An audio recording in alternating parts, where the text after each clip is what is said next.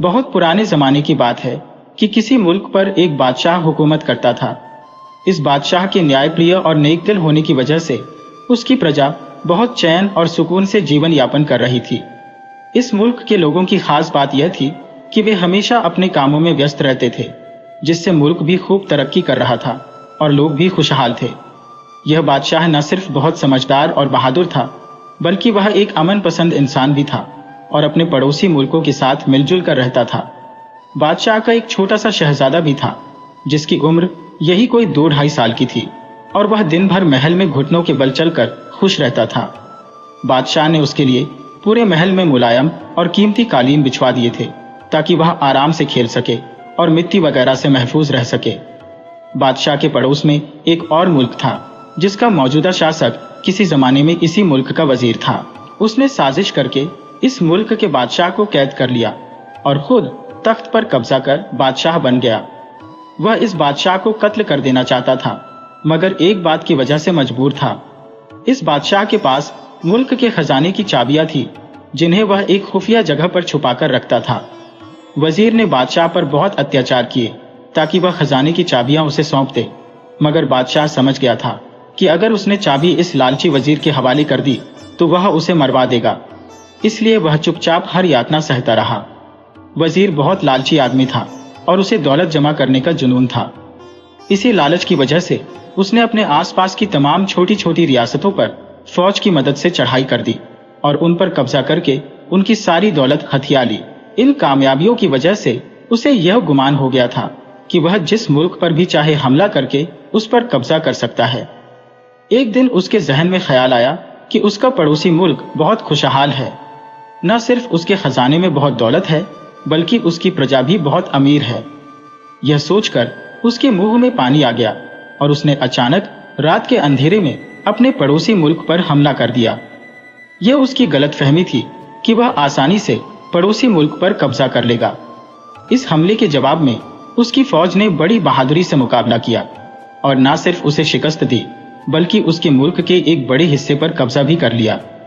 इस जीत की खुशी में हर तरफ जश्न का माहौल था।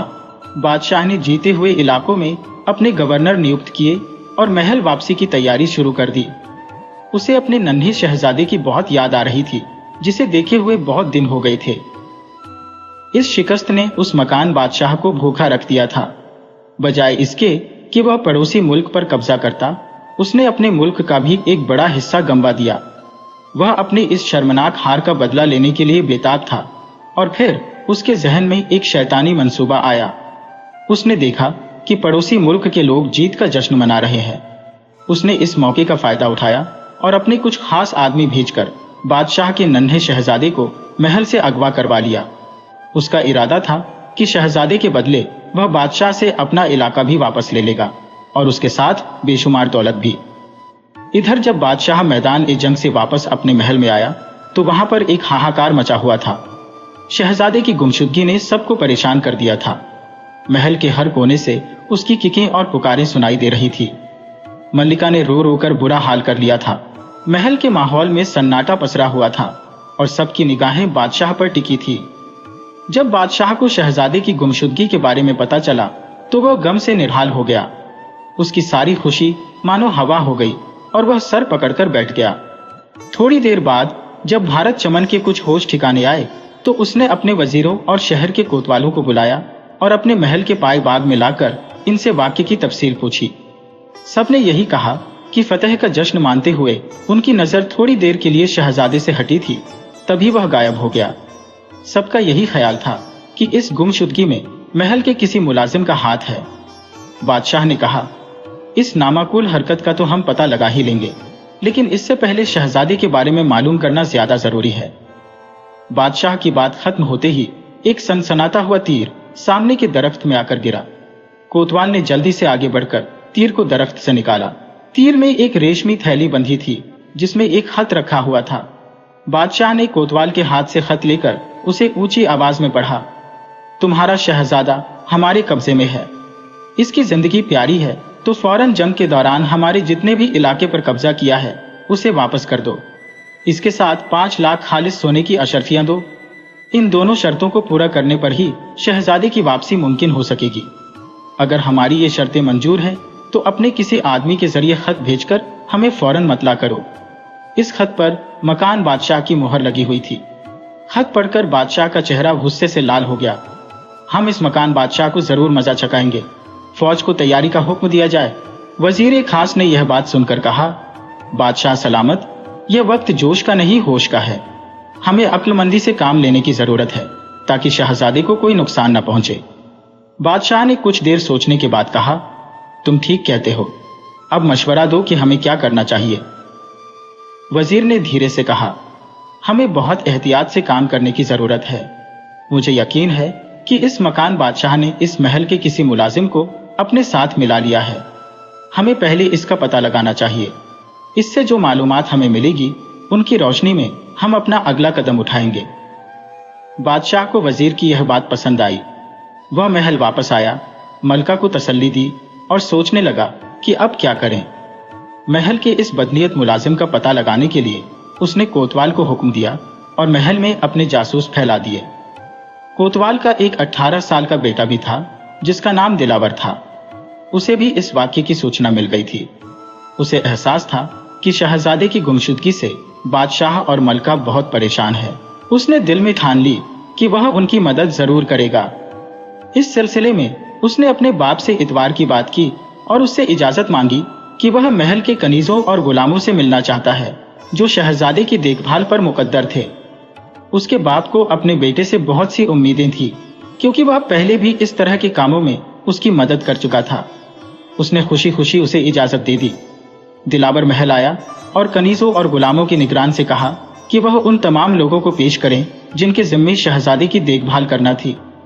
ये कुल 6 लोग थे, 4 कनीज और 2 गुलाम। 5 तो इनमें से दिलावर के सामने पेश कर दिए गए, मगर एक कनीज जिसका नाम गुल आर था वह गायब थी। एक कनीज ने दिलावर को बताया कि शहजादा दिल ए रहाही से सबसे ज्यादा मानूस था। वही इसका ख्याल रखती थी और शहजादा खाना भी इसी के हाथों से खाता था। मैं अभी अपने आदमी दिल ए रहा के घर भेजता हूँ, वह उसे साथ लेकर आएंगे। मगर दिल आर घर पर नहीं मिली। उसके शहर ने बताया कि वह सुबह घर से महल जाने के लिए निकली थी और अब तक घर वापस नहीं आई। उसकी गुमशुदगी ने सबको यह यकीन दिला दिया था कि शहजादे की गुमशुदगी में उसी का हाथ है। दिलावर सोच में गुम था। अब उसे इस बात का पता चलाना था कि दिल आर कहाँ चली गई। उसने शाम तक इस सिलसिले में बहुत भाग दौड़ की मगर कोई निष्कर्ष नहीं निकल सका। वह सख्त मायूस हो गया था। कुछ देर बाद शाही महल से एक हरकारा आया और कोतवाल से कहा कि आपको बादशाह सलामत ने तलब फरमाया है। कोतवाल ने दिलावर को भी साथ लिया और बादशाह सलामत की खिदमत में हाजिर हो गया। दिलावर ने सबसे पहले आज पूरे दिन का रोजनामा बादशाह को सुनाया। बादशाह ने कहा, मलका की हालत हमसे देखी नहीं जाती। नन्हे शहजादे की जुदाई में उन्होंने रो रो कर बुरा हाल कर लिया है। हमारा फैसला है कि तुम तमाम इलाके वापस करके और 5 लाख सोने की अशरफियां अदा करके अपने शहजादे को इस मकान बादशाह से आजाद करवा लो। इस सिलसिले में हमने एक खत भी लिखकर इस पर अपनी शाही मोहर लगा दी है। अब तुम किसी ऐसे भरोसेमंद आदमी का चयन करो जो उसे वहां तक पहुंचाकर हमारा शहजादा हमें वापस ला दे। कोतवाल ने कहा, बादशाह सलामत, यह काम बहुत अहम है। इजाजत हो तो मैं दिलावर को यह काम सौंप दूं। मुझे उम्मीद है कि वह इसे बेहतर तरीके से अंजाम देगा। हमें कोई ऐतराज नहीं।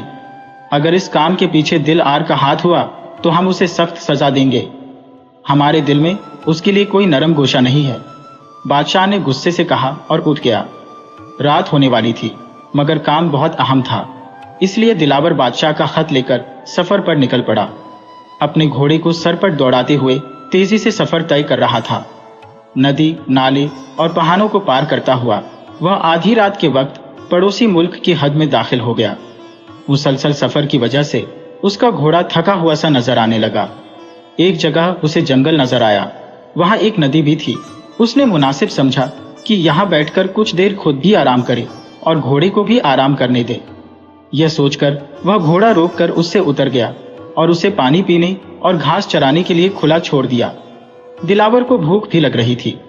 उसने थैले में से कुछ फल निकाले और उन्हें खाते हुए जंगल में आगे की तरफ निकल गया। अभी वह कुछ ही दूर चला था कि उसे आगे रोशनी नजर आई। उसके जहन में फौरन ख्याल आया कि हो ना हो ये लोग डाकू हैं। वह झाड़ियों की ओट लेकर कुछ और आगे बढ़ा। आपस में बातें कर रहे सिपाहियों में से एक ने कहा, जल्दी करो, हमारे पहरे का वक्त शुरू हो गया है। अगर मस्जिद देर से पहुंचे तो वहां पहरे पर मौजूद साथी नाराज होंगे। यह सुनकर सभी जल्दी जल्दी उठने की तैयारी करने लगे और थोड़ी देर बाद वहां से रवाना हो गए। दिलावर हैरान था कि वे किस जगह पहरा देने की बात कर रहे थे। उसे मामला कुछ संदिग्ध लगा। वह जल्दी से अपने घोड़े के पास आया और फिर उनके पीछे चल पड़ा। करीब ही एक देहात था। आबादी से दूर वहां एक बड़ी सी हवेली थी। इस हवेली के चारों ओर तलवारों से लैस शाही सिपाही पहरा दे रहे थे। दिलावर ने खुद को और घोड़े को बड़ी बड़ी झाड़ियों के बीच छुपा लिया और कान लगाकर उनकी बातें सुनने लगा। तुम लोगों ने आने में बहुत देर कर दी, पहरे पर तैनात एक सिपाही ने नाराजगी से कहा। हम लोग खाना खाने लगे थे, इसलिए देर हो गई। जाने हमारी यहां से कब जान छूटेगी, आने वाले सिपाहियों में से एक ने कहा। हमारे जासूसों ने बताया है कि पड़ोसी मुल्क का बादशाह हमारे बादशाह की शर्तें मानने को तैयार हो गया है। शहजादे को जल्द ही वापस कर दिया जाएगा। शहजादा बहुत रोता है। अगर वह कनीज साथ ना आती तो समझो मुसीबत ही आ जाती। छोटे बच्चे अगर रोने लगे तो उन्हें चुप कराना बड़ा मुश्किल काम होता है। दिलावर ने उनकी यह बातचीत सुनी तो उसका दिल जोर से धड़कने लगा। उसे पता चल गया था कि शहजादे को इस हवेली में कैद किया गया है। वह खामोशी से अपनी जगह से निकला। उसने दूर एक पहाड़ी के टॉप पर एक बड़े पत्थर से घोड़े की रस्सी बांधी और दोबारा हवेली की तरफ चल दिया। हवेली के आसपास बहुत सारी झाड़ियां थी। रात होने की वजह से अंधेरा भी बहुत था। ऊपर से आसमान को भी काले काले बादल ढक रहे थे, जिससे अंधेरे में इजाफा हो गया था। इसलिए उसे देखे जाने का खतरा भी नहीं था। वह एक घनी झाड़ी के पीछे बैठकर हवेली का जायजा लेने लगा। उसे किसी ऐसे रास्ते की तलाश थी जिसके जरिए वह अंदर दाखिल हो सके।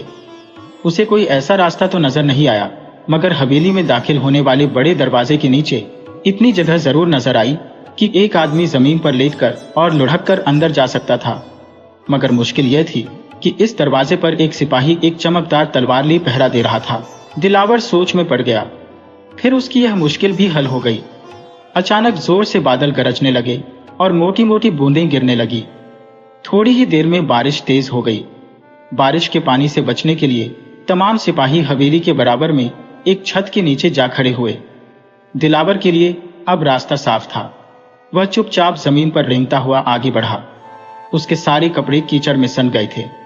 बड़े दरवाजे के करीब पहुंचकर वह उसके नीचे से लुढ़क कर अंदर दाखिल हो गया और फिर खड़ा होकर इधर उधर देखने लगा। उसे वहां कोई सिपाही नजर नहीं आया। वह जल्दी से उठ खड़ा हुआ और दबे कदमों हवेली के अंदर जाने वाले दरवाजे की तरफ बढ़ गया। सुबह से पहले दिलावर अपने घर पहुंच गया। कोतवाल ने उसे और शहजादे को देखा तो चकित रह गया। उसने दिलावर को अपने गले से लगा लिया। दिलावर ने कहा, अब्बा जान, इस बात को अभी हमें बहुत गुप्त रखना है। सबसे पहले आप इस गद्दार गुलाम जफर को गिरफ्तार करवाएं। इसके बाद हम शहजादे को लेकर बादशाह सलामत के पास चलेंगे। कोतवाल ने तुरंत गुलाम जफर को गिरफ्तार करवा दिया और उसे जंजीरों में बांधकर जेल में डाल दिया। फिर वह दिलावर और दिले राह के साथ शहजादे को लेकर महल पहुंचा। बादशाह और मलका रात भर नहीं सोए थे। उन्हें रह रहकर अपने बेटे की याद आ रही थी। शहजादे को देखकर दोनों को अपनी आंखों पर विश्वास नहीं हुआ। मलका ने शहजादे को सीने से लगाकर जो रोना शुरू किया तो शहजादे की भी आंखें खुल गईं। उसने अपनी मां को देखा और उसके होठों पर मुस्कान आ गई।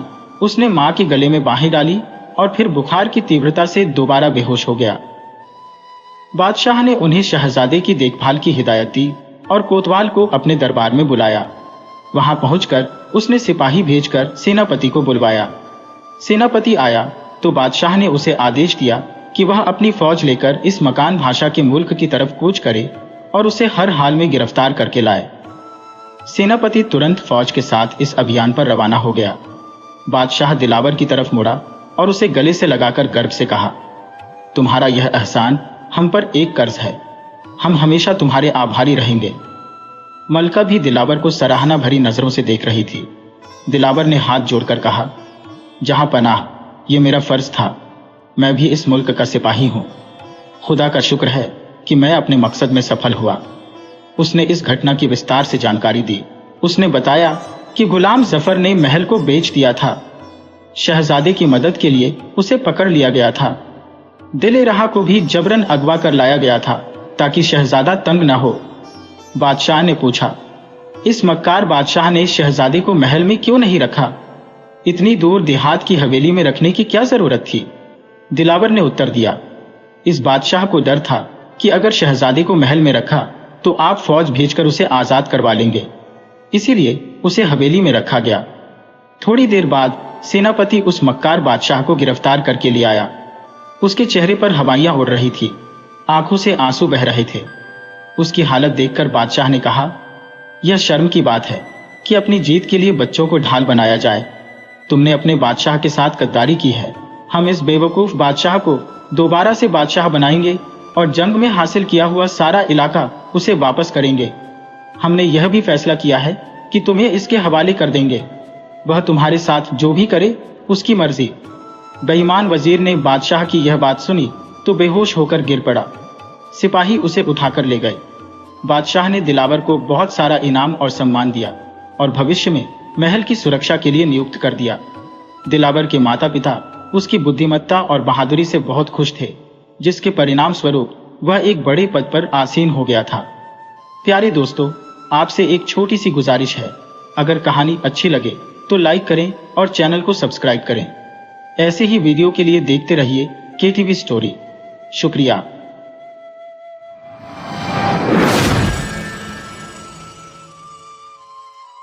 शहर आरा से 40 किलोमीटर दूर एक गांव बसा है, जिसकी आबादी कुल 3000 की होगी।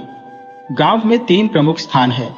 गांव के पश्चिम के किनारे पर एक बड़ा सा तालाब, गांव के बीच में बरगद का पुराना वृक्ष और गांव की पूर्व दिशा में ठाकुर जी का विशाल मंदिर, जिसे गांव के लोग ठाकुरबाड़ी भी कहते हैं।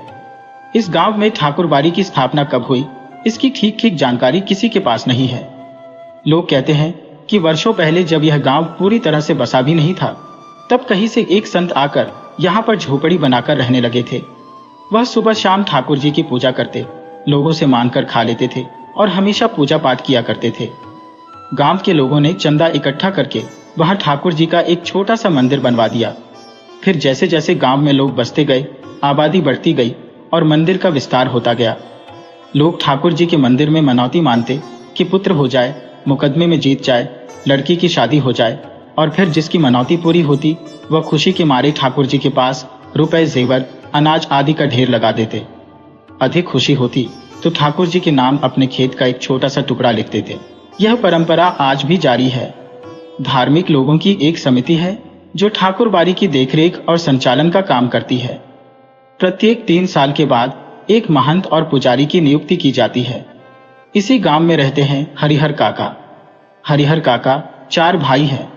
सबकी शादी हो चुकी है। हरिहर काका के अलावा सबके बाल बच्चे हैं। बड़े और छोटे भाई के लड़के काफी सियाने हो गए हैं। 2 की तो शादियां भी हो गईं। उनमें से एक पढ़ लिख कर शहर में नौकरी करता है, लेकिन हरिहर काका को अपनी कोई औलाद नहीं है। भाइयों में हरिहर काका का नंबर दूसरा है। औलाद के लिए हरिहर काका ने 2 शादियां की।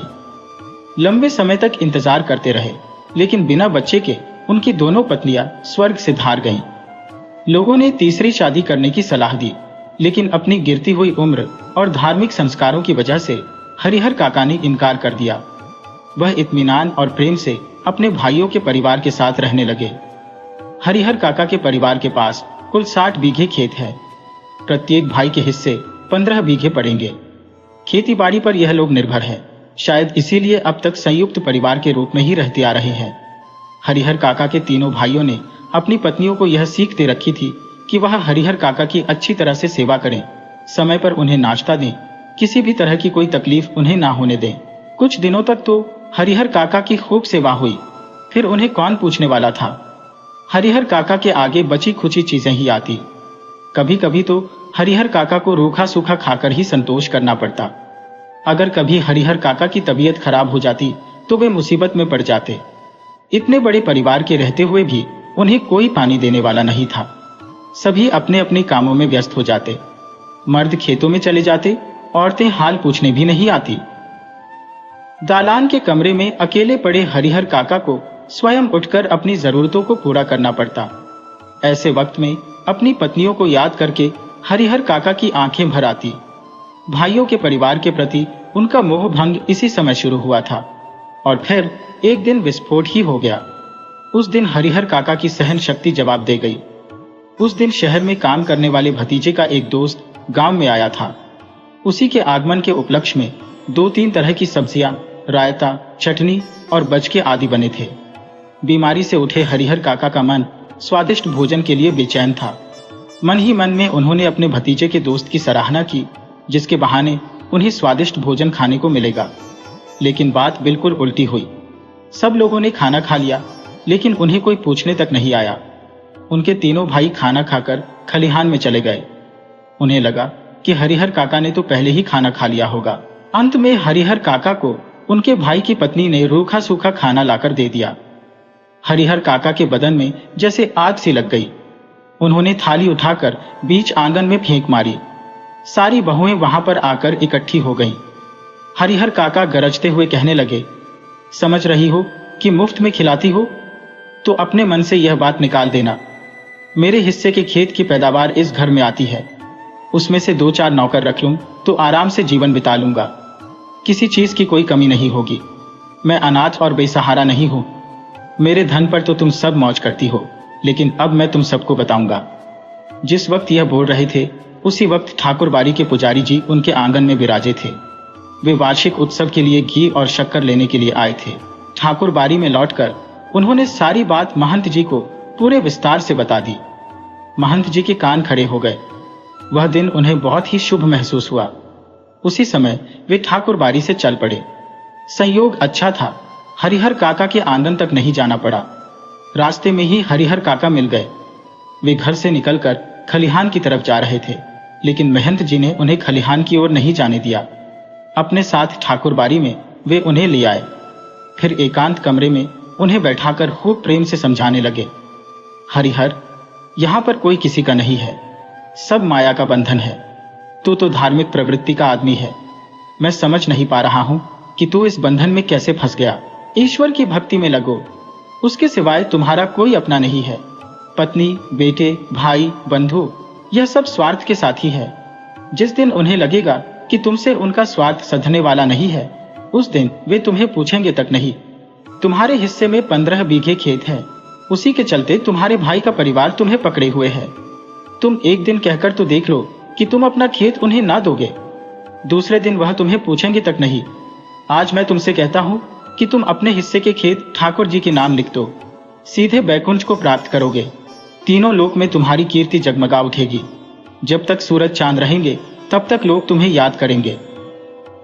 ठाकुर जी के नाम पर जमीन लिख देना तुम्हारे जीवन का महादान होगा। अपनी बाकी की जिंदगी तुम ठाकुर बाड़ी में गुजारना। तुम्हें किसी चीज की कोई कमी नहीं होगी। हम तुम्हें सिर आंखों पर उठाकर रखेंगे।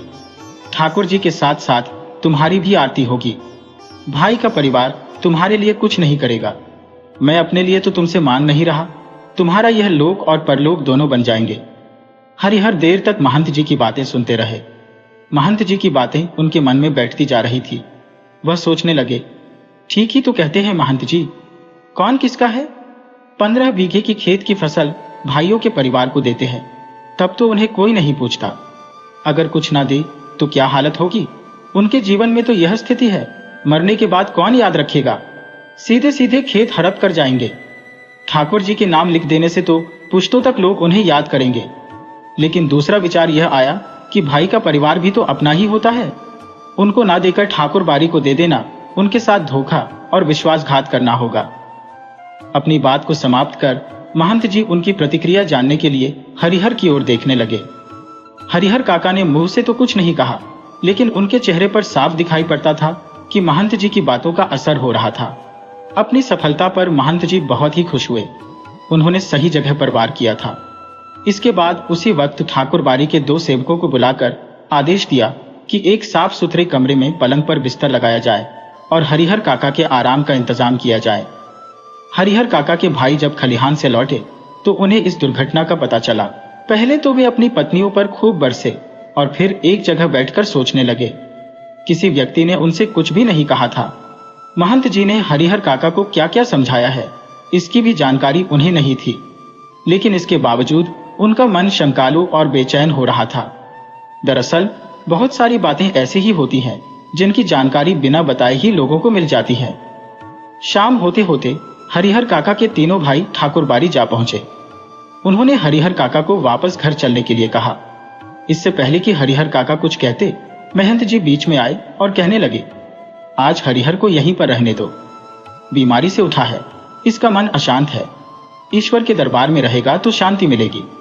लेकिन उनके भाई उन्हें घर ले चलने की जिद करने लगे। इस पर ठाकुरबाड़ी के बाकी लोग उन्हें समझाने लगे। वहां पर उपस्थित गांव के लोगों ने भी यही कहा, एक रात ठाकुरबाड़ी में रह जाएगा तो क्या हो जाएगा। आखिरकार भाइयों को निराश होकर वहां से लौटना पड़ा। रात में हरिहर काका को भोग लगाने के लिए तरह तरह के व्यंजन और मिष्ठान लाए गए। वैसे मिष्ठान तो उन्होंने कभी जिंदगी में नहीं खाए थे। घी में टपकते हुए मालपुए, रसगुल्ले, लड्डू, छेने की तरकारी, दही, खीर पुजारी जी ने स्वयं अपने हाथों से खाना परोसा। पास ही बैठे महंत जी धर्म चर्चा से मन को शांति पहुंचा रहे थे। एक ही रात में ठाकुरबाड़ी में जो सुख, शांति और संतोष पाया, वह हरिहर काका ने जीवन में कभी नहीं पाया था। इधर तीनों भाई रात भर सो नहीं सके। भावी आशंका उनके मन में चल रही थी। सोच रहे थे, 15 बीघे खेत इसी गांव की उपजाऊ जमीन है, 2 लाख से अधिक की संपत्ति है। अगर हाथ से निकल गई तो फिर कहीं की नहीं रहेंगे। सुबह तड़के होते ही तीनों भाई दोबारा से ठाकुरबाड़ी जा पहुंचे। हरिहर काका के पांव पकड़कर वे रोने लगे। अपनी पत्नियों की गलती के लिए माफी मांगने लगे। खून के रिश्ते की माया फैलाई। हरिहर काका का दिल पसीज गया। वह वापस अपने घर लौट आए। लेकिन यह क्या, इस बार अपने घर पर जो बदलाव उन्हें मिला वह बहुत ही सुखद था। वे आश्चर्य में पड़ गए। घर के सभी लोग हरिहर काका की खातिरदारी और सेवा में लग गए। भाइयों की पत्नियां और बहुएं सभी उनकी सेवा में हमेशा तैयार थी। हरिहर काका आराम से आंगन में पड़े रहते। जिस किसी चीज की इच्छा होती आवाज लगाते और वह वस्तु हाजिर हो जाती। वे समझ गए थे कि यह सब महंत जी के चलते हो रहा है। इसीलिए महंत जी के प्रति उनके मन में आदर और श्रद्धा और भी ज्यादा बढ़ गई थी। अगले दिन जंगल की आग की तरह यह सारी घटना पूरे गांव में खबर की तरह फैल गई। हर तरफ बस यही चर्चा थी कि हरिहर काका को अपनी जमीन का क्या करना चाहिए। कुछ लोग कहते कि हरिहर काका को अपनी जमीन ठाकुर जी के नाम लिख देनी चाहिए। लेकिन इससे उल्टा कुछ लोग यह कहते कि भाई का परिवार भी तो अपना ही परिवार होता है। अपनी जायदाद उन्हें ना देना उनके साथ अन्याय होगा। जितने मुंह उतनी बातें होती रही। ऐसा जबरदस्त मसला पहले कभी नहीं मिला था। इसीलिए लोग चुप नहीं रहना चाहते थे। अपने अपने तरीके से सभी लोग समाधान ढूंढ रहे थे। इधर सभी तरह की आशंकाओं से घिरे हुए हरिहर काका के भाई हरिहर काका से निवेदन करने लगे कि वे अपनी जमीन उन्हें लिख दें। उनके सिवाय उनका अपना है ही कौन। इस विषय पर हरिहर काका ने एकांत में काफी विचार किया। अंत में वे इस निष्कर्ष पर पहुंचे कि जीते जी अपनी जायदाद का स्वामी वह किसी और को नहीं बनाएंगे, चाहे वह अपना भाई हो या मंदिर का महंत ही क्यों ना हो। अपने गांव के इलाके में कुछ लोग ऐसे भी उन्हें याद आए जिन्होंने अपने जीते जी अपनी जायदाद अपने उत्तराधिकारियों को या किसी अन्य को लिख दी। लेकिन इसके बाद उनका जीवन कुत्ते का जीवन हो गया। उन्हें कोई पूछने वाला नहीं रहा। हरिहर काका बिल्कुल अनपढ़ व्यक्ति थे, फिर भी इस बदलाव को वे समझ सकते थे। इसीलिए उन्होंने यह निश्चय कर लिया कि जीते जी किसी को अपनी जमीन नहीं लिखेंगे। अपने भाइयों को समझा दिया, मैं मर जाऊंगा तो अपने आप ही मेरी जमीन तुम्हें मिल जाएगी। जमीन लेकर मैं जाऊंगा तो नहीं, इसलिए लिखवाने की क्या आवश्यकता है। उधर महंत जी भी हरिहर काका की टोह में रहने लगे। जहां कहीं एकांत में वे उन्हें मिलते तो कहते, देरी मत करो हरिहर, शुभ काम में देर नहीं करनी चाहिए। चलकर ठाकुर जी के नाम अपनी जमीन कर दो, फिर पूरी जिंदगी ठाकुरबाड़ी में आराम से रहना। मरोगे तो तुम्हारी आत्मा को ले जाने के लिए देवलोक से विमान आएंगे। लेकिन हरिहर काका ना हाँ कहते और ना ही ना कहते। न कहकर वह महंत जी का दिल दुखाना नहीं चाहते थे, क्योंकि भाइयों के परिवार से जो सुख और सुविधाएं उन्हें मिल रही थी वे महंत जी की कृपा से ही थी। और हाँ तो उन्हें कहना ही नहीं था, क्योंकि अपनी जिंदगी में अपनी जमीन उन्हें किसी को नहीं लिखनी। इस मुद्दे पर वे जागरूक हो गए थे, पर समय बीतने के अनुसार महंत जी की चिंताएं बढ़ती जा रही थी। जाल में फंसी हुई चिड़िया कहीं उड़ न जाए, महंत जी को लग रहा था कि हरिहर धर्म संकट में पड़ गया है। एक ओर वह चाहता है कि ठाकुर जी को लिख दो, किंतु दूसरी ओर भाई के परिवार की मोह माया के बंधन में वह फंसा हुआ है। ऐसी स्थिति में हरिहर का अपहरण करके जबरदस्ती उससे लिखवाने के अलावा कोई दूसरा रास्ता नहीं है। बाद में हरिहर स्वयं ही राजी हो जाएगा। असल में महंत जी लड़ाकू और दबंग किस्म के आदमी थे। उन्होंने हरिहर का अपहरण करने की योजना बना ली। अपनी योजना को पूरा करने के लिए वे जी जान से जुट गए। हालांकि इस बात के बारे में उन्होंने किसी से कुछ नहीं कहा। हरिहर काका के भाइयों को इसकी भनक तक नहीं थी। आधी रात के आसपास ठाकुर बाड़ी के कुछ सेवक हाथों में हथियार लिए हुए हरिहर काका के आंगन में आ धमके। हरिहर काका के भाई इस अचानक हुए हमले के लिए तैयार नहीं थे। इससे पहले कि वे कुछ कर पाते, आक्रमणकारी हरिहर काका को अपनी पीठ पर लादकर वहां से चंपत हो गए। गांव में किसी ने भी ऐसी घटना ना देखी और ना ही सुनी। सारा गांव जाग गया। सभी लोग हरिहर काका के भाइयों के साथ उन्हें ढूंढने निकले। उन्हें लगा कि यह महंत जी का काम है। वे दलबल के साथ ठाकुर बाड़ी जा पहुंचे, लेकिन वहां पर खामोशी और शांति नजर आई। उन्हें लगा यह काम महंत जी का नहीं है, बाहर के डाकुओं का है। वे अब फिरौती के रूप में मोटी रकम वसूल करेंगे। तभी ठाकुर बाड़ी के अंदर से बातचीत करने की आवाजें आने लगी। आवाज धीमी थी, लेकिन सबके कान खड़े हो गए। उन्हें यकीन हो गया कि हरिहर काका अंदर ही है। अब क्या था? वे सभी ठाकुर बाड़ी का फाटक पीटने लगे। तभी ठाकुर बाड़ी के अंदर से गोलियां चलने लगी। सभी लोग घबराकर वहां से भागे। हरिहर काका के भाई उसी समय थाने जा पहुंचे। इधर ठाकुर बाड़ी के अंदर महंत जी और उनके कुछ विश्वसनीय आदमी मौजूद थे, जो सादे और लिखे हुए कागजों पर अनपढ़ हरिहर काका के अंगूठे के निशान जबरदस्ती ले रहे थे। हरिहर काका महंत जी के इस व्यवहार से जैसे आसमान से जमीन पर आ गिरे थे। उन्होंने कभी सपने में भी नहीं सोचा था कि महंत जी इस प्रकार का काम करेंगे। जिस महंत को वह आदर और श्रद्धा से देखते थे, उन्हें वह अब दुराचारी और पापी नजर आने लगे थे। अब उन्हें अपने भाइयों का परिवार महंत की तुलना में ज्यादा पवित्र, नेक और अच्छा लगने लगा था। हरिहर काका ठाकुर बाड़ी से अपने घर पहुंचने के लिए बेचैन थे, लेकिन लोग उन्हें पकड़े हुए थे। महंत जी उन्हें समझा रहे थे, हरिहर, तुम्हारे भले के लिए ही यह सब हो रहा है। अभी तुम्हें लगेगा कि हम लोग तुम्हारे साथ जोर जबरदस्ती कर रहे हैं, लेकिन बाद में तुम समझ जाओगे कि जिस धर्म संकट में तुम पड़े थे, उसे उबारने के लिए बस यही एक रास्ता था। एक और ठाकुर बाड़ी के भीतर जबरन अंगूठे के निशान लेने और पकड़कर समझाने का काम चल रहा था। दूसरी ओर हरिहर काका के तीनों भाई सुबह होने से पहले ही पुलिस की जीप के साथ ठाकुर बाड़ी आ पहुंचे। पुलिस ने ठाकुर बाड़ी का घेरा डाल लिया और सुबह होने की प्रतीक्षा करने लगे। हरिहर काका के भाइयों ने सोचा था कि जब वे पुलिस के साथ ठाकुर बाड़ी पहुंचेंगे तो भी भीतर से हमले होंगे और ठाकुर बाड़ी के अंदर के लोग रंगे हाथों पकड़े जाएंगे, लेकिन ऐसा कुछ भी नहीं हुआ। ठाकुर बाड़ी के अंदर से एक रोड़ा भी बाहर नहीं आया। शायद उन्होंने पुलिस को आते हुए देख लिया था। सुबह होने में अभी कुछ देर थी, इसीलिए पुलिस इंचार्ज रह रहकर ठाकुर बाड़ी के फाटक खोलने का और आत्मसमर्पण करने के लिए आवाज लगा रहे थे। सुबह तड़के एक साधु ने ठाकुर बाड़ी का फाटक खोला। पुलिस इंचार्ज ने साधु के पास हरिहर काका और ठाकुर बाड़ी के महंत और पुजारी के बारे में पूछा, लेकिन उसने कुछ भी बताने से इनकार कर दिया। पुलिस इंचार्ज ने उसे कई बार समझाया, डांट लगाई, धमकियां दी, लेकिन वह हर बार बस एक ही बात कहता, मुझे कुछ मालूम नहीं। ऐसे वक्त में पुलिस के पास मारपीट का सहारा लेकर भी बात उगलवाने का हुनर होता है। लेकिन उस साधु को देखकर पुलिस इंचार्ज कुछ न कर सका। पुलिस इंचार्ज के नेतृत्व में पुलिस के जवान ठाकुर बाड़ी की तलाशी लेने लगे, लेकिन सभी कमरों के देखने के बाद भी हरिहर काका वहां पर ना मिले। बस उस अकेले साधु के अलावा ठाकुर बाड़ी में कोई नहीं था। हरिहर काका के भाई चिंता, परेशानी और दुख के कारण आश्चर्य में घिरे हुए थे। ठाकुर बाड़ी के महंत और बाकी लोग हरिहर काका को कहां लेकर भाग गए? अब क्या होगा? वे सोचने लगे। काफी पैसा खर्च करने के बाद पुलिस को साथ में लाए थे। पुलिस के आने के बाद वे गर्व महसूस कर रहे थे। उन्हें लगा था कि अब वे भाई को आसानी से घर ले जाएंगे और महंत और पुजारी को जेल भिजवा देंगे। लेकिन दोनों में से एक काम भी नहीं हुआ। ठाकुर बाड़ी के जो कमरे खुले थे, उनकी तलाशी तो ले ली गई। बाद में एक कमरा ऐसा था जिसके बाहर बड़ा सा ताला लगा था। पुलिस और हरिहर काका के भाई वहीं पर इकट्ठा हो गए। उस कमरे की चाबी मांगी गई तो साधु ने साफ मना कर दिया कि चाबी मेरे पास नहीं है। जब उससे पूछा गया कि इस कमरे में क्या है तो उसने जवाब दिया, अनाज है।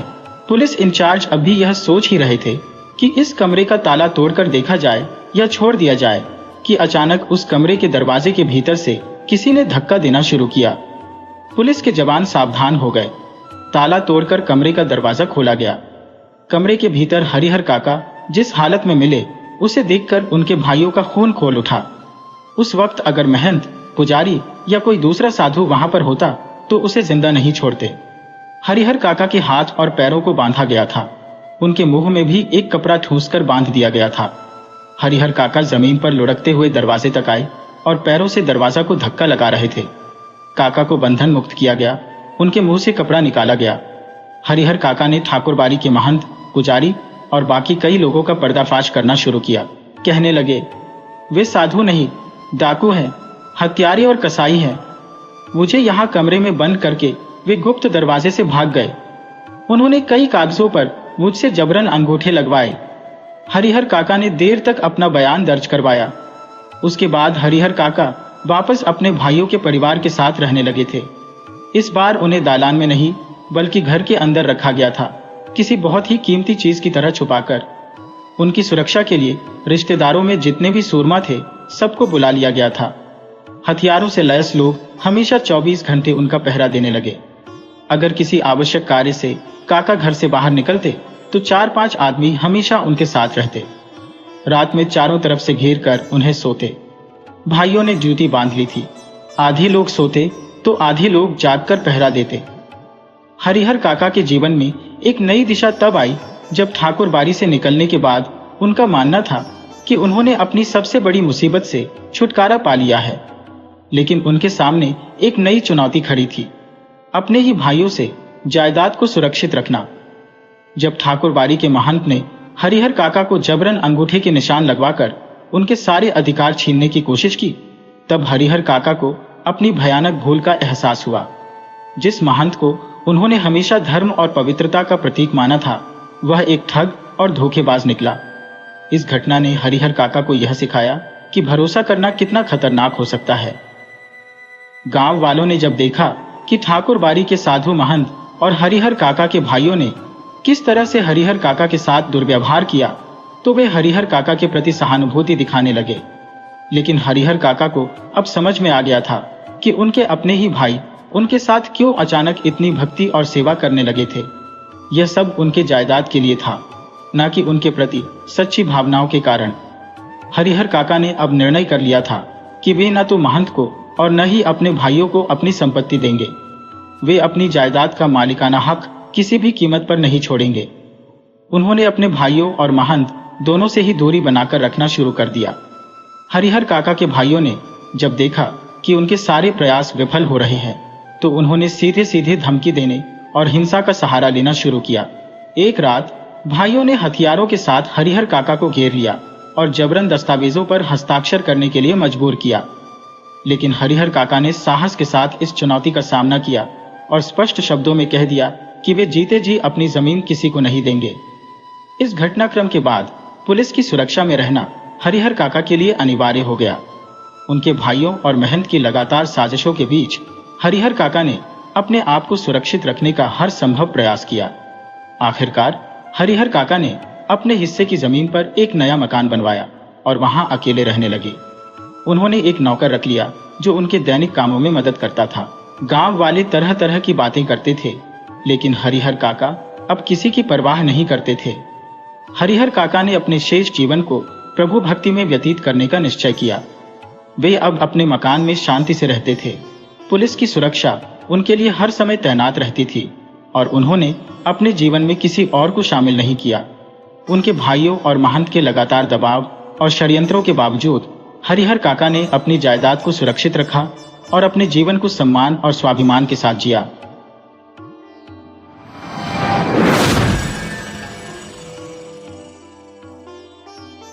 एक बार की बात है कि रूस देश में एक बूढ़े पति पत्नी रहते थे।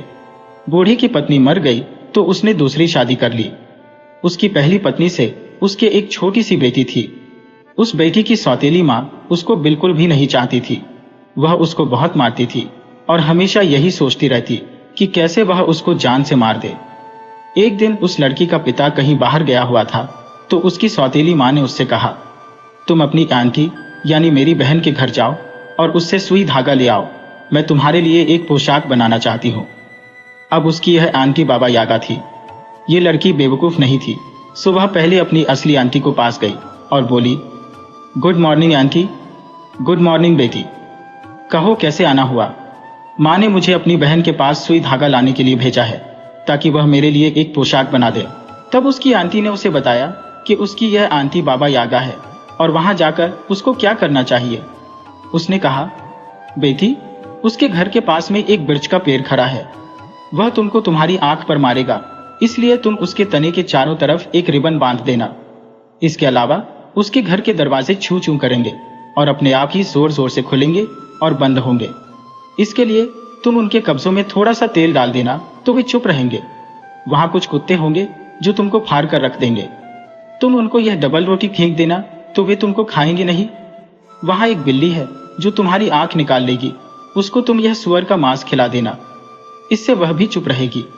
कहकर उसकी आंटी ने उसको एक रिबन, थोड़ा सा तेल, कुछ डबल रोटी और सुअर का मांस दे दिया। लड़की ने ये सब चीजें ली और बाबा यागा के घर की तरफ चल दी। चलते चलते वह उसके घर आ गई। उसने देखा कि वहां एक मकान खड़ा हुआ है और उसमें पतली पतली टांगों वाली बाबा यागा बैठी बैठी कुछ बुन रही है। लड़की उस मकान के अंदर आई और बोली, good morning aunty. Good morning बेटी, आओ, कैसे आना हुआ। लड़की बोली, माँ ने मुझे आपसे सुई धागा लाने के लिए भेजा है ताकि वह मेरी एक पोशाक सिल सके। बाबा यागा बोली, ठीक है, तब तक तुम यहां बैठो और यह बुनो, मैं तुम्हारे लिए सुई धागा लाती हूँ। लड़की बुनने के लिए खड्डी के पीछे बैठ गई और कपड़ा बुनने लगी। बाबा यागा उस लड़की को वहीं छोड़कर बाहर चली गई और अपनी नौकरानी से बोली, जरा जाकर नहाने का पानी गर्म कर दो और मेरी भांजी को नहला दो। हाँ, ध्यान रखना कि उस पर तुम कड़ी नजर रखो, मैं उसका नाश्ता करना चाहती हूँ। पर लड़की उस खड्डी के पीछे इतनी डरी हुई बैठी थी कि वह जिंदा कम और मरी हुई ज्यादा लग रही थी। उसने डरते हुए बाबा यागा की नौकरानी से कहा, देखना, आग जलाने वाली लकड़ी को थोड़ा गीला कर देना ताकि वे कम जलें। और हाँ, देखो, नहाने का पानी भी चल्ली में भरकर लाना ताकि उसको लाने में तुमको देर लगे। और इसके बदले में उसने उस नौकरानी को एक रुमाल भेंट में दिया। बाबा यागा ने कुछ देर इंतजार किया और फिर खिड़की पर आकर अपनी भांजी से पूछा, बेटी, क्या तुम अभी भी बुन रही हो? क्या तुम अभी भी बुन रही हो बेटी? लड़की ने जवाब दिया, हाँ आंटी, मैं अभी भी बुन रही हूँ। बाबा यागा यह सुनकर चली गई। लड़की ने बिल्ली को सुअर के मांस का एक टुकड़ा दिया और उससे पूछा, क्या यहां से बचने का कोई तरीका नहीं है? बिल्ली बोली, है ना, लो, ये कंघी लो और यह एक तौलिया लो और इनको लेकर यहां से चली जाओ। बाबा यागा तुम्हारा पीछा करेगी, पर तुम अपना कान जमीन पर जरूर लगा लेना, इससे तुमको उसके आने की आहट सुनाई देगी। जब तुम यह देखो कि वह तुम्हारे बहुत पास आ गई है तो पहले अपने पीछे यह तौलिया फेंक देना। जमीन पर गिरते ही वहां एक चौड़ी और बहुत चौड़ी नदी बन जाएगी। वैसे तो बाबा यागा उस नदी को ही पार नहीं कर पाएगी, पर अगर उसने वह नदी को पार कर भी ली और तुमको पकड़ने की कोशिश की तो तुम फिर से जमीन पर कान लगा लेना। और अगर तुम फिर से देखो कि वह तुम्हारे बहुत पास आ गई है तो यह कंघी अपने पीछे फेंक देना। इस कंघी के गिरते ही वहां एक घना और बहुत घना जंगल पैदा हो जाएगा। उस जंगल को वह पार नहीं कर पाएगी और उसको कोई और रास्ता लेना ही पड़ेगा। तब तक तुम वहां से भाग जाना। लड़की ने बिल्ली से वह कंघी और तौलिया लिया, उसको धन्यवाद दिया और वहां से भाग ली। बाबा यागा के कुत्तों ने उसका पीछा करने की कोशिश की, पर उसने उनके लिए डबल रोटी फेंक दी और उन्होंने उसको जाने दिया। जब वह उसके घर के दरवाजे से बाहर निकलने लगी तो वह दरवाजा खुल भिड़कर शोर मचाता, सो उसने उसके कब्जों में तेल डाल दिया जिससे वह खुलने भिड़ने पर शोर नहीं मचाए, और इस तरह उसने शोर नहीं मचाया। इस तरह वह लड़की वहां से भी चुपचाप निकल गई। रास्ते में बिर्च के पेड़ ने उसकी आंख निकाल ली होती, पर वहां पहुंचते ही उसने उसके चारों तरफ एक रिबन बांध दिया तो उसने भी उसको वहां से गुजर जाने दिया। लड़की के वहां से जाने के बाद बिल्ली बाबा यागा की खड्डी पर बुनने के लिए बैठ गई। वहां बैठकर उसने बाबा यागा की बुनाई करने की बजाय उसकी सारी बुनाई खराब कर दी। थोड़ी देर बाद बाबा यागा फिर खिड़की पर आई और पूछा, बेटी, क्या तुम अभी बुन रही हो? बिल्ली ने कुछ आवाज बदलकर जवाब दिया, हाँ, मैं अभी बुन रही हूँ आंटी, मैं अभी बुन रही हूँ। बाबा यागा को वह आवाज कुछ अलग सी लगी तो वह अपने मकान के अंदर दौड़ी। उसने देखा कि वह लड़की तो वहां से जा चुकी है और उसकी बिल्ली उसकी जगह वहां पर बैठी है।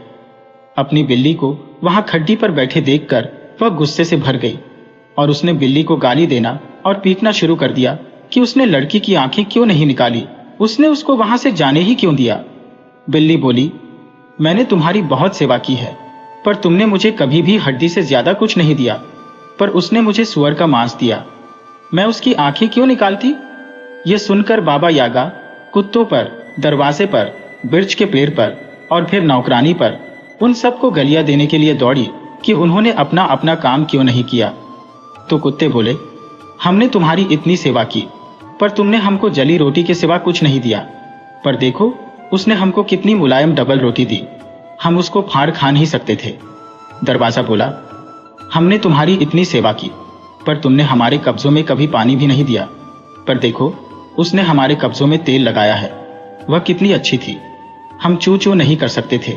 बिर्च का पेड़ बोला, मैंने तुम्हारी इतनी सेवा की, पर तुमने मेरे चारों तरफ एक धागा भी नहीं बांधा, पर देखो उसने मेरे चारों तरफ कितना सुंदर रिबन बांधा है, मैं उसकी आंख कैसे निकाल लेता। नौकरानी बोली, मैंने आपकी इतनी सेवा की, पर आपने मुझे फटे कपड़ों के सिवा कुछ नहीं दिया, पर देखो उसने वो कितना सुंदर रुमाल दिया है, मैं क्या करती। यह सुनकर वह पतली टांगों वाली बाबा यागा अपनी ओखली में बैठी और उस लड़की को पकड़ने के लिए अपना मूसल लेकर उड़ ली। साथ में वह अपनी झाड़ू से अपनी उड़ान का रास्ता भी साफ करती जाती थी। लड़की ने अपना कान जमीन से लगा दिया और जब उसने सुना कि बाबा यागा उसका पीछा कर रही थी और उसके पास तक आ गई थी, तो उसने बिल्ली का दिया हुआ तौलिया अपने पीछे फेंक दिया। वह तौलिया तो जमीन पर गिरते ही एक बहुत ही चौड़ी नदी बन गया। नदी तक आने पर जब बाबा यागा ने देखा कि वह नदी पार नहीं कर सकती, तो गुस्से से उसने अपने दांत किटकिटाए और अपने बैलों को लाने के लिए अपने घर चली गई। घर से बैलों को लेकर वह नदी के पास तक आई। बैलों ने उस नदी का एक एक बूंद पानी पी लिया, जिससे वह नदी काफी सूख गई और बाबा यागा ने उस लड़की को पकड़ने के लिए अपनी यात्रा फिर से शुरू की। पर लड़की ने फिर से जमीन से अपने कान लगाकर सुना तो उसको फिर से उसके आने की आहट सुनाई दी। जब वह आहट काफी पास आ गई तो अब की बार उसने अपने पीछे बिल्ली की दी हुई कंघी फेंक दी। कंघी के जमीन पर पड़ते ही वहां एक घना और बहुत ही घना जंगल पैदा हो गया। वह जंगल इतना घना था कि बाबा यागा उसको देखकर फिर से गुस्से से दांत कटकटाने लगी, पर बहुत कोशिशों के बाद भी वह उस जंगल को पार नहीं कर सकी, इसलिए उसको घर वापस चले जाना पड़ा। इस समय तक लड़की का पिता घर वापस आ गया था। उसने अपनी पत्नी से पूछा, मेरी बिटिया कहाँ है? उसकी पत्नी बोली, वह अपनी मौसी के घर गई है। तभी वह लड़की भी हाफती हाफती वहां आ पहुंची। उसके पिता ने पूछा, तू कहाँ थी? लड़की बोली, ओह पिताजी, माँ ने मुझे सुई धागा लाने के लिए मौसी के घर भेजा था ताकि वह मेरे लिए एक पोशाक बना सके, पर वह मौसी तो बाबा यागा थी और वह मुझे खाना चाहती थी, तो फिर तू उससे बची कैसे? मैं उससे ऐसे बची, कहकर उसने अपने पिता को सारा हाल बता दिया। जैसे ही पिता ने अपनी बेटी से उसके बाबा यागा से बचने का हाल सुना तो वह अपनी पत्नी पर बहुत गुस्सा हुआ और उसने उसको गोली मार दी। वह और उसकी बेटी दोनों फिर आराम से रहे और सब कुछ उनके साथ ठीक रहा। यह पिछली वाली कहानी का दूसरा रूप है। बहुत पुरानी बात है कि एक बूढ़ा आदमी अपनी बेटी नताशा के साथ अपनी झोपड़ी में रहता था। उसकी पत्नी मर चुकी थी, पर वे दोनों आपस में बहुत खुश थे। सुबह सुबह नाश्ते की मेज पर जब वहां डबल रोटी और जैम रखा रहता था तो दोनों बहुत खुशी खुशी उसे खाते थे और पी के वो खेलते थे, कभी इस तरफ और कभी दूसरी तरफ। सब कुछ बहुत अच्छा चल रहा था कि उस बूढ़े आदमी के दिमाग में एक दिन यह ख्याल आया कि उसको दूसरी शादी करनी चाहिए। सो उसने दूसरी शादी कर ली। बच्ची को एक सौतेली मां मिल गई और बस उसी दिन से सब कुछ बदल गया। अब उनकी नाश्ते की मेज पर कोई डबल रोटी और जैम नहीं होता था। अब वे पीकेबू भी नहीं खेलते थे। केवल यही नहीं, बल्कि हालत इससे भी ज्यादा खराब हो गई थी। अब उस बच्ची को चाय की मेज पर बैठने भी नहीं दिया जाता था। सौतेली माँ का कहना था कि छोटे बच्चों को चाय नहीं पीनी चाहिए और जैम के साथ डबल रोटी भी बहुत कम खानी चाहिए। अब वह उसको डबल रोटी के ऊपर वाले टुकड़े देकर घर से बाहर भेज देती कि वह कहीं और बैठकर उनको खा ले। फिर वह सौतेली माँ अपने पति के साथ बैठती और उसको यह बताती कि जो कुछ भी गलत हुआ वह सब उस बच्चे की ही गलती थी और वह बूढ़ा अपनी नई पत्नी की बात पर विश्वास कर लेता। बेचारी नताशा घर के बाहर कंपाउंड में जाकर शेड में बैठ जाती, डबल रोटी के उन सूखे टुकड़ों को अपने आंसुओं से गीला करके अकेली बैठकर खा लेती।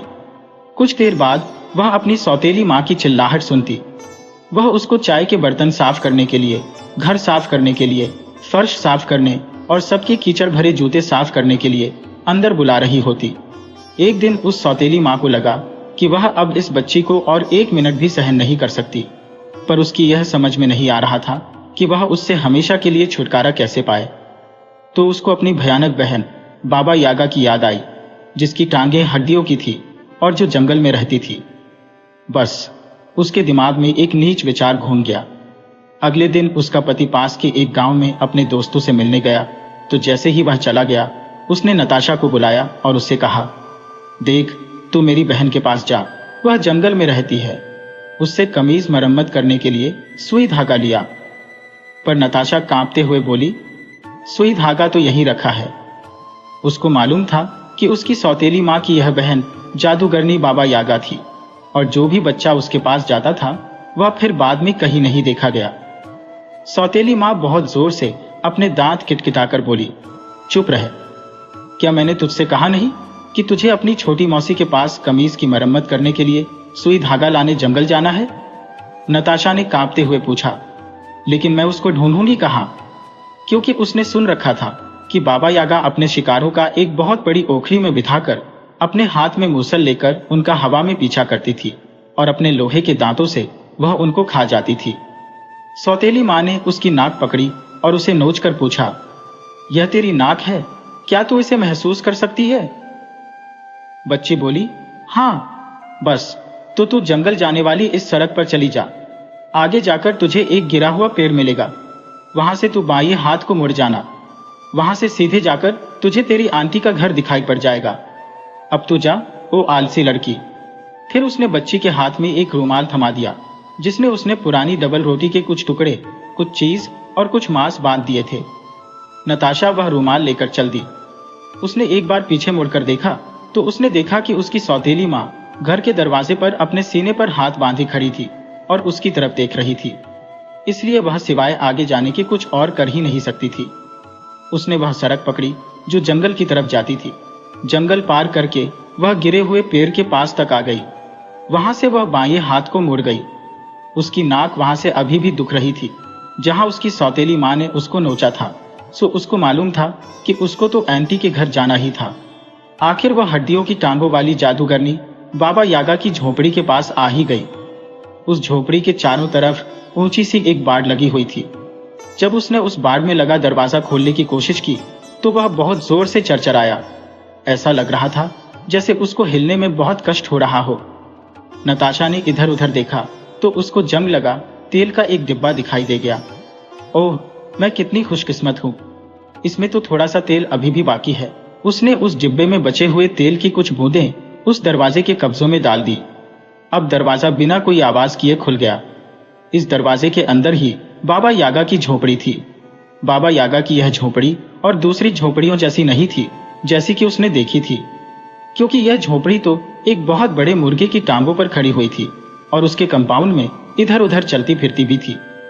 जैसे ही नताशा उस झोपड़ी के पास पहुंची तो बाबा यागा का घर नताशा के चेहरे की तरफ घूम गया।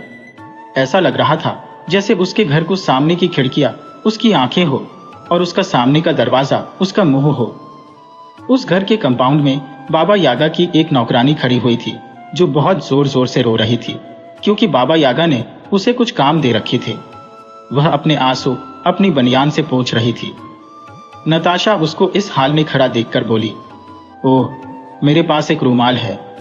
उसने अपना रूमाल खोला, उसे झाड़कर साफ किया और उसमें रखा खाना उसकी जेब में रख दिया और वह रूमाल उसको दे दिया। उस नौकरानी ने फिर उस रुमाल से अपने आंसू पोंछे और मुस्कुरा दी। झोपड़ी के पास ही एक बहुत बड़ा कुत्ता था जो एक पुरानी हड्डी चबा रहा था। उसको देखकर नताशा बोली, ओह, मैं कितनी खुशकिस्मत हूं कि मेरे पास तुम्हारे लिए भी कुछ खाने को है। लो, ये डबल रोटी और मांस लो और इसे खाओ। उसने अपनी जेब से कुछ डबल रोटी और मांस निकाला और उसे कुत्ते को देते हुए बोली, ये थोड़ा पुराना तो है, पर मुझे यकीन है कि यह कम से कम कुछ भी न होने से कुछ होने के बराबर तो अच्छा है। कुत्ते ने तुरंत ही उस खाने को लपक लिया और खाकर अपने होंठ चाटने लगा। कुत्ते को खाना खिलाकर नताशा झोपड़ी के दरवाजे की तरफ बढ़ी। डर से कांपते हुए उसने दरवाजा खटखटाया तो अंदर से नीच बाबा यागा की आवाज आई, अंदर आ जाओ। नताशा धीरे से उस झोपड़ी के अंदर घुसी तो वहां तो हड्डी की टांगों वाली जादूगरनी बाबा यागा एक खड्डी पर बैठी कपड़ा बुन रही थी। उस झोपड़ी के एक कोने में एक पतली दुबली काली बिल्ली बैठी थी जो एक चूहे के बिल की तरफ देख रही थी। उसने बिल्कुल न डरने का बहाना करते हुए कहा, good day aunty, good day मेरी भांजी। मेरी सौतेली माँ ने मुझे तुम्हारे पास कमीज की मरम्मत करने के लिए सुई धागा लाने के लिए भेजा है। बाबा यागा अपने लोहे के दांत दिखाकर हंसती हुई बोली, क्या अभी अभी? क्योंकि वह जानती थी कि उसकी बहन अपनी सौतेली बेटी से कितनी नफरत करती थी। उसने फिर कहा, ठीक है, तो यहां इस खड्डी पर बैठ और मेरा कपड़ा बुन, तब तक मैं तेरे लिए सुई धागा लेकर आती हूं। वह छोटी बच्ची वहां खड्डी पर बैठकर बाबा यागा का कपड़ा बुनने लगी और बाबा यागा सुई धागा लाने बाहर चली गई। उसने अपनी नौकरानी से फुसफुसाते हुए कहा, देख, मेरी बात सुन, नहाने के लिए खूब गर्म पानी कर दे और उससे मेरी भांजी को अच्छी तरह से मल मल कर साफ करके नहला दे। आज मैं उसको खाने में खाऊंगी। वह नौकरानी पानी निकालने के लिए जग लेने के लिए अंदर आई तो नताशा ने उससे कहा, मैं तुमसे प्रार्थना करती हूँ कि आग बहुत जल्दी ही मत जला लेना और नहाने का पानी भी चल्ली में लेकर जाना ताकि पानी उसमें से गिरता जाए। नौकरानी ने उससे तो कुछ नहीं कहा, पर उसने नहाने का पानी गर्म करने में वाकई काफी समय लगाया। बाबा यागा खिड़की पर आई और अपनी मीठी सी आवाज में बोली, ओ मेरी छोटी भांजी, क्या तू मेरा कपड़ा बुन रही है? नताशा ने जवाब दिया, हाँ आंटी, मैं बुन रही हूं।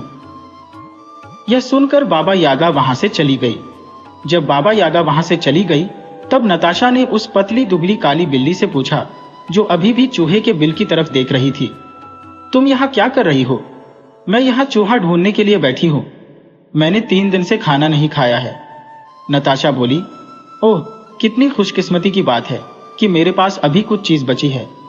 सो वह चीज निकालकर उसने उस काली बिल्ली को दे दी।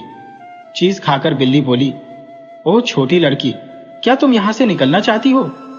ओह प्यारी बिल्ली, बिल्कुल बिल्कुल, पर मैं निकलूंगी कैसे? मुझे तो ऐसा लगता है कि बाबा यागा तो मुझे अपने लोहे के दांतों से चबा ही जाएगी। बिल्ली बोली, यही तो करना चाहती है वह, पर मैं तुम्हारी सहायता करना जानती हूं। उसी समय बाबा यागा खिड़की पर फिर आ गई और बोली, क्या तू अभी भी मेरा कपड़ा बुन रही है? ओह मेरी अच्छी भांजी। नताशा खड्डी से दूर हटते हुए बोली, हाँ, मैं अभी भी बुन रही हूं आंटी। उसकी खड्डी अभी क्लिकटी क्लैक की आवाज के साथ चलती जा रही थी। यह सुनकर बाबा यागा वहां से चली गई। उसके जाने के बाद बिल्ली नताशा से बोली, देखो, एक कंघी स्टूल पर रखी है और तुम्हारे नहाने के लिए एक तौलिया भी लाया रखा है। जब तक बाबा यागा अभी नहाने वाली घर में है, तुम उन दोनों को लेकर यहां से तुरंत भाग जाओ। तुम्हारे जाने के बाद बाबा यागा तुम्हारा पीछा करेगी। जब वह तुम्हारा पीछा करे तो तुम यह तौलिया अपने पीछे फेंक देना, तो यह एक बड़ी और चौड़ी नदी बन जाएगा। इससे उसको तुम तक पहुंचने में कुछ देर लगेगी। जब वह नदी पार कर ले तब तुम यह कंघी अपने पीछे फेंक देना। इस कंघी के फेंकते ही वहां एक इतना घना जंगल पैदा हो जाएगा कि वह उसको कभी पार नहीं कर पाएगी और फिर तुम सुरक्षित रूप से अपने घर पहुंच जाओगी। पर अगर मैं यहां से भागी तो यह खड्डी तो रुक जाएगी, जिससे उसे यह पता चल जाएगा कि मैं यहां से जा चुकी हूं। वह पतली दुबली काली बिल्ली बोली, उसको मैं देख लूंगी, बस तुम भाग जाना। सो वह बिल्ली नताशा की जगह खड्डी पर बैठ गई। नताशा ने पहले देखा कि बाबा यागा अभी अपने नहाने वाले घर में है या नहीं, और फिर यह पक्का करने के बाद कि वह अभी वही है, कंघी और तौलिया लेकर भाग ली। कुत्ते ने जब किसी को भागते हुए देखा तो वह उसको फाड़ खाने को दौड़ा तो उसने देखा कि वह कौन थी। अरे, यह तो वही लड़की है जिसने मुझे डबल रोटी और मांस खाने को दिया था वह बोला, भगवान तुम्हारी यात्रा कामयाब करें। और यह कहकर वह अपने पंजों में अपना सिर छिपाकर लेट गया। नताशा ने उसका सिर सहलाया और गर्दन खुजाई और आगे बढ़ गई। जब वह कंपाउंड के दरवाजे के पास आई तो दरवाजा बिल्कुल बिना आवाज किए ही खुल गया, क्योंकि उसने उसके कब्जों में पहले ही तेल लगा दिया था। और बस फिर वह और आगे भागी चली गई। इधर वह काली बिल्ली बाबा यागा की खड्डी पर बैठ गई थी। सो खड्डी में से फिर आवाज होने लगी थी, पर उसने तो उसका धागा बहुत बुरी तरह से उलझा दिया था। बाबा यागा एक बार फिर अपनी खिड़की पर आई और बोली, ओ मेरी अच्छी भांजी, क्या तू अभी भी बुन रही है? काली बिल्ली ने धागे को और ज्यादा उलझाते हुए कहा, हाँ मैं अभी भी बुन रही हूँ आंटी। बाबा यागा बोली, अरे यह तो मेरे खाने की आवाज नहीं है। और वह तुरंत ही अपने लोहे के दांत किटकिटाती हुई अपनी झोपड़ी में आ गई। उसने देखा कि खड्डी पर वह छोटी लड़की तो नहीं थी, बल्कि वह तो उसकी पतली दुबली काली बिल्ली थी, जो धागा उलझाई जा रही थी। वह बिल्ली पर कूद पड़ी और उससे पूछा, तूने उस छोटी लड़की की आंखें क्यों नहीं निकाल ली? बिल्ली ने अपनी पूंछ मोड़ी और कमर थोड़ी ऊंची की और बोली, जितने साल भी मैंने तुम्हारी सेवा की है, तुमने मुझे केवल पानी ही दिया है। अपना खाना मैंने अपने आप ही ढूंढा है। उस लड़की ने मुझे असली चीज दी। यह सुनकर बाबा यागा को गुस्सा आ गया। उसने बिल्ली को पकड़कर बहुत जोर से हिला दिया। फिर वह अपनी नौकरानी के पास गई और उसका गला पकड़कर बोली, तुझको नहाने का पानी गर्म करने में इतनी देर क्यों लग गई? नौकरानी कांपते हुए बोली, मेरी इतने सालों की सेवा में तुमने मुझे एक चिथरा भी नहीं दिया, पर उस लड़की ने देखो मुझे कितना सुंदर रुमाल दिया। बाबा यागा ने उसको गालियां दी और अपने कंपाउंड की तरफ भागी। वहां जाकर देखा तो उसका दरवाजा तो खुला पड़ा था। वह दरवाजे पर चिल्लाई, जब उसने तुम्हें खोला तो तुम चिल्लाए क्यों नहीं? दरवाजा बोला, ये इतने सारे साल जो मैंने तुम्हारी सेवा की, तुमने मेरे ऊपर एक बूंद तेल भी कभी नहीं डाला। अब तक तो मैं अपनी चिल्लाहट की आवाज सुनते सुनते भी थक गया था, पर अब उस लड़की ने मेरे कब्जों में तेल लगाया तो देखो अब मैं बिना किसी आवाज के खुल और बंद हो सकता हूं। बाबा यागा ने जोर से मारकर दरवाजा बंद किया और फिर तेजी से घूमकर कुत्ते की तरफ देखा और पूछा, और तू कुत्ते, जब वह घर से बाहर निकली थी तो तूने उसको फाड़ कर क्यों नहीं खा लिया? कुत्ता बोला, मैंने इतने साल तुम्हारी सेवा की, पर तुमने मुझे पुरानी हड्डी के सिवा कुछ भी नहीं दिया, पर उस लड़की ने मुझे असली डबल रोटी और मांस दिया। यह सब सुनकर बाबा यागा चारों तरफ घूम घूम कर उन पर चिल्लाने लगी और उन सबको मारने लगी। जब वह उन सब पर चिल्लाते चिल्लाते और मारते मारते थक गई तो वह अपनी बहुत बड़ी वाली ओखली में बैठी और उसको एक बहुत बड़ी मुसल से पीटती हुई कि वह और तेज चले हवा में उड़ गई। बहुत जल्दी ही वह भागती हुई नताशा के पास पहुंच गई। उसने जल्दी ही पता कर लिया कि वह जंगल में भागी जा रही है। वह बोली, तू मुझसे बचकर नहीं जा सकती, और उसने अपनी ओखली नताशा के पास तक भगा दी। नताशा तो बहुत तेजी से भागी जा रही थी। वह इतनी तेज पहले कभी नहीं भागी थी। जल्दी ही उसने बाबा यागा की ओखली की आवाज सुनी तो पहले तो वह डर गई, पर फिर उसको उस दुबली पतली काली बिल्ली के शब्द याद आए और उसने अपने पीछे तौलिया फेंक दिया। वह तौलिया बढ़ता गया और फिर एक बहुत बड़ी और चौड़ी नदी बन गया। अब बाबा यागा और नताशा के बीच एक बहुत बड़ी और चौड़ी नदी थी। नताशा ने एक बार पीछे मुड़कर देखा और फिर आगे भाग ली। जब बाबा यागा नदी के किनारे आई तो उसे देखकर बहुत जोर से चिल्लाई और उसने अपना मूसल जमीन पर फेंक दिया, क्योंकि वह जानती थी कि वह इस जादुई नदी को पार नहीं कर सकती। गुस्से में आकर वह अपने घर भाग गई। वहां से उसने अपनी गायों को इकट्ठा किया और उन्हें नदी के पास लेकर आई और उनसे कहा कि वे उस नदी का पानी पिए। गायों ने उस नदी का सारा पानी पी लिया। तब तक नताशा काफी दूर तक भाग ली थी। उसको लगा कि अब वह बाबा यागा के जाल से निकल चुकी थी, पर वह तो डर के मारे जम से ही गई जब उसने देखा कि वह काली बाबा यागा उसके पीछे आसमान में उड़ती चली आ रही है। उसको लगा कि अब तो बस उसका अंत ही आ गया है कि तभी उसको बिल्ली की कंघी की याद आई कि उसने उसके बारे में क्या कहा था। उसने तुरंत ही वह कंघी निकाली और अपने पीछे फेंक दी। वह कंघी बढ़ती गई और उसके सारे दांत एक घने जंगल में बदल गए। वह जंगल इतना घना था कि बाबा यागा खुद भी उस जंगल को पार नहीं कर सकती थी। और वह जादूगरनी हड्डियों की टांगों वाली गुस्से से अपने लोहे के दांत बजाती नाउम्मीद होकर अपने घर वापस लौट आई। उधर वह लड़की भी बहुत थकी हुई अपने घर पहुंची। वह अपने घर में अंदर घुसने से और अपनी सौतेली माँ से मिलने से डर रही थी, सो उसने घर के बाहर वाले शेड में इंतजार करना ठीक समझा। वह वहीं बैठ गई। जब उसने देखा कि उसका पिता घर वापस आ गया, तब वह उसके पास दौड़ी गई। उसके पिता ने पूछा, कहाँ थी तू, और यह तेरा चेहरा इतना लाल क्यों है? उधर जब सौतेली माँ ने लड़की को देखा तो वह डर गई और उसकी आंखें चमकने लगी। वह तब तक दांत पीसती रही जब तक कि उसके दांत टूट नहीं गए, पर नताशा को अब कोई डर नहीं था।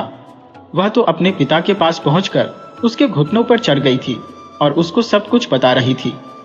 जब उसके पिता ने सुना कि उसकी पत्नी ने उसकी बेटी को बाबा यागा के घर उसको खाने के लिए भेज दिया था, तो उसने उसको घर से बाहर निकाल दिया और फिर कभी घर में नहीं घुसने दिया। उसके बाद से वह अपनी बेटी की देखभाल खुद ही करने लगा और फिर कभी किसी अजनबी को अपने दोनों के बीच नहीं आने दिया। अब फिर से मेज के ऊपर डबल रोटी और जैम सजने लगे थे। पिता और बेटी दोनों फिर से पीकेबू खेलने लगे थे। उसके बाद से वे दोनों खुशी खुशी रहे। बाबा यागा की सिंड्रेला की यह लोक कथा इससे पहले वाली दोनों लोक कथाओं पर आधारित है। एक बार मिस्र में 4 जानवर एक जगह मिले और आपस में यह बहस करने लगे कि उन्होंने सिंड्रेला को देखा है। अब क्योंकि वे चारों जानवर 4 देशों से आते थे, इसलिए वे चारों जानवर सिंड्रेला को कैसे देख सकते थे। तब चारों जानवरों ने अपनी अपनी कहानी सुनाई कि उन्होंने सिंड्रेला को कैसे देखा था और उनकी सिंड्रेला ही असली सिंड्रेला क्यों थी। ये चारों जानवर थे मिस्र का बाज की शक्ल का होरस देवता, जर्मनी का कबूतर, फ्रांस के चूहे और बाबा यागा के घर में रहने वाली यह बिल्ली। होरस, कबूतर और चूहों ने अपनी अपनी कहानी सुना दी थी और अब बिल्ली की बारी थी। यह बिल्ली क्योंकि बाबा यागा के घर में रहती थी, इसलिए इसका दावा था कि इसकी देखी हुई लड़की ही असली सिंड्रेला थी। सो यह थी वह कहानी जो उसने उन सबको सुनाई।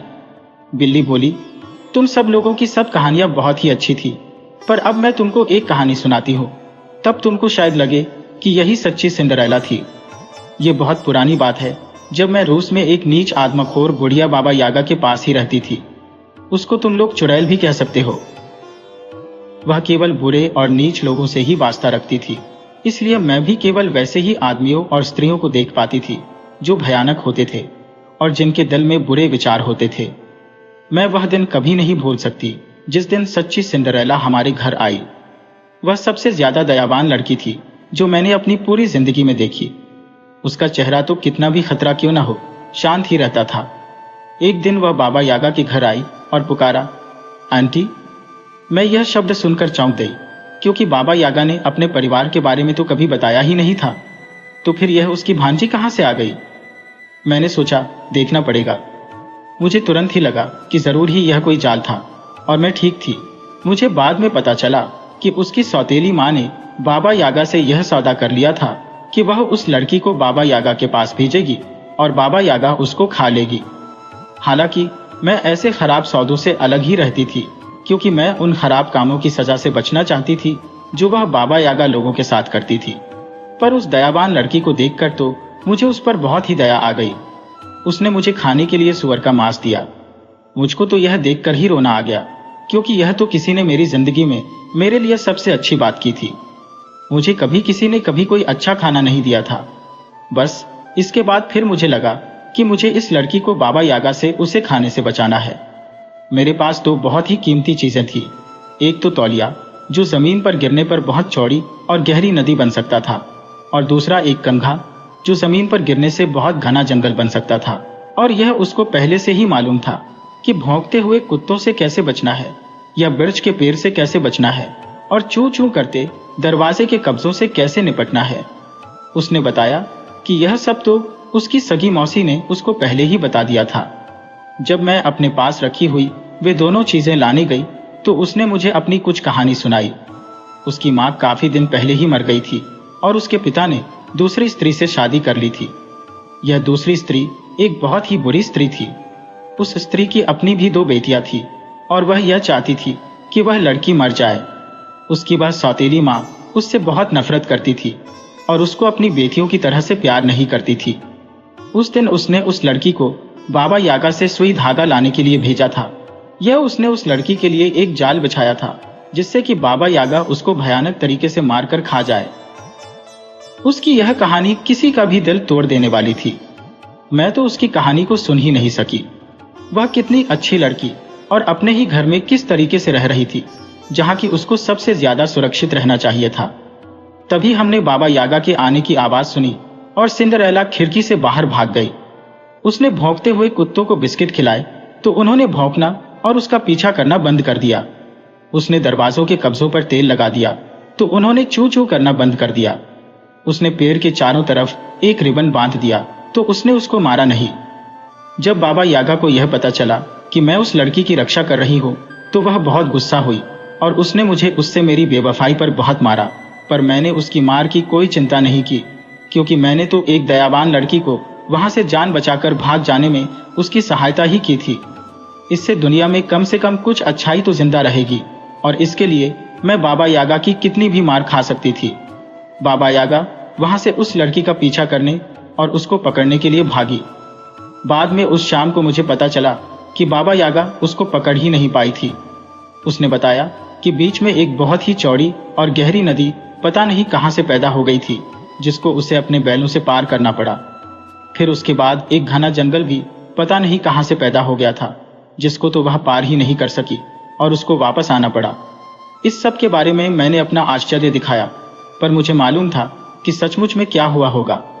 उस लड़की ने सुरक्षित घर पहुंचने के लिए मेरे दिए हुए तौलिए और कंघे का ही इस्तेमाल किया होगा। फिर मुझे उस लड़की का पता नहीं चला कि उसका क्या हुआ। ये उस दिन से जब मैंने उस लड़की की सहायता की थी, कुछ साल बाद की बात है, जब मैंने उस लड़की के बारे में एक बिल्ली से केवल सुना ही सुना था। असल में मुझे एक बिल्ली मिली थी जो इस कहानी जैसी ही एक कहानी सुना रही थी। मैंने उससे उस लड़की के बारे में पूछा तो मुझे पता चला कि वह तो वही लड़की थी, मेरी सिंड्रेला। उसने अपनी सौतेली माँ के बुरे व्यवहार की पूरी कहानी अपने पिता को सुना दी थी, और उसके पिता ने अपनी उस दूसरी पत्नी को गोली से मार दिया था। उसकी बहादुरी और दया उसको असली सिंड्रेला बना देती है। वह एक बहुत ही अच्छी बच्ची थी। मैं अपने आप को बड़ी खुशकिस्मत समझती हूँ कि मैं एक ऐसी बच्ची से मिली, और इस तरह उस बिल्ली ने अपनी कहानी खत्म की। होरस बोला, तुम्हारी कहानी तो बहुत ही अच्छी थी, पर मैं अभी भी यही समझता हूँ कि मेरी कीमती सिंड्रेला ही असली सिंड्रेला थी।